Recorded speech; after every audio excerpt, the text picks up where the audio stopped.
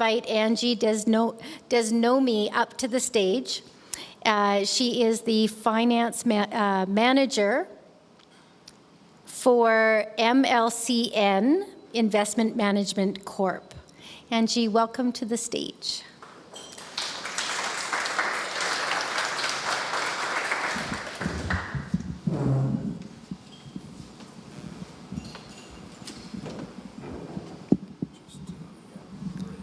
Right there? Okay. Hi, my name is Angie Desmonie. I'm a member of the Cody First Nation and very proud mother of 4. My passion is learning new things and sharing what I have learned with others, which brings me to the topic I want to share, which is titled Reconciliation, It Begins With Me. In Canada, we have heard a lot about truth and reconciliation in regards to the history of the residential schools. In the last year or last decade or so, the government has acknowledged the dark history of the residential schools and now is realizing the impacts on survivors and even their children and grandchildren. Truth and reconciliation is defined as about coming to terms with events of the past in a manner that overcomes conflict, establishes a respectful and healthy relationships among peoples going forward. The Truth and Reconciliation Commission, or short for TRC, identified 94 calls to actions to governments, educational and religious institutions, and all Canadians. The calls of action are related to the legacy of the residential schools and reconciliation. I myself know firsthand the impacts of trauma partly related to the residential schools, as my mother and my grandmother were survivors, and my mother and I being part of the 60s scoop. As a young adult, I didn't want to hear what my late grandma and my mom experienced because I was afraid to hear their stories. My attitude at the time was, well, it happened, it's time to get over it, but I realize now I was completely wrong and ignorant. Once I began to learn about the history of the residential schools, it actually gave me a better understanding and made my heart beat more readily to forgive my mother.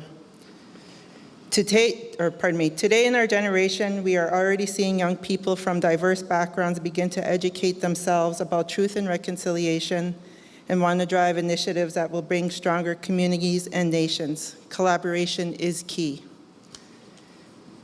In my professional role as controller for MLCN Investment Management Corp, I have the opportunity to work with an awesome team, which we work together towards achieving the overall corporate strategy that includes commitment on positive relationships built on proven successes.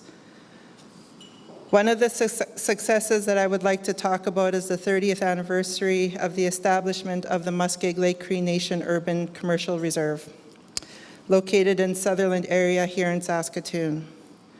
Why I mention this is because Muskeg Lake Cree Nation created MLC Investment Management Corp, where I am currently employed to oversee the business entities of Muskeg Lake Cree Nation.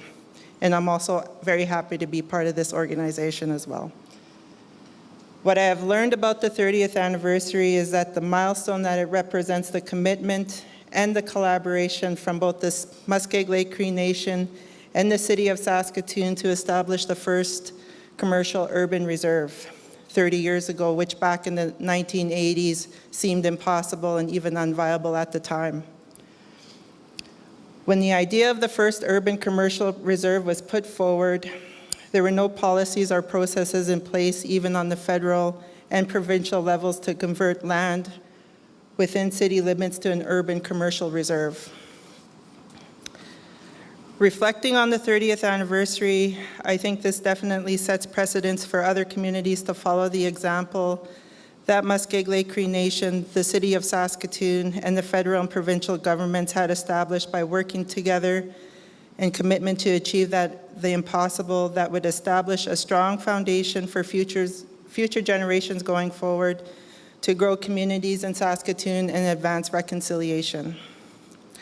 At this time in history, I believe as women, we can influence change in our environments such as our homes and workplaces. The TRC report titled Principles, What We Know, states that before European colonization, it is said that women had influence in their First Nation tribes in Eastern Canada prior to the establishment of First Nation government structures that we know today as chief and council. The women in this time in some North American tribes were known as clan mothers. Most clan mothers were political decision makers, including appointing tribe chiefs. As a wife and mother, I am the one that is a strong influence on my family.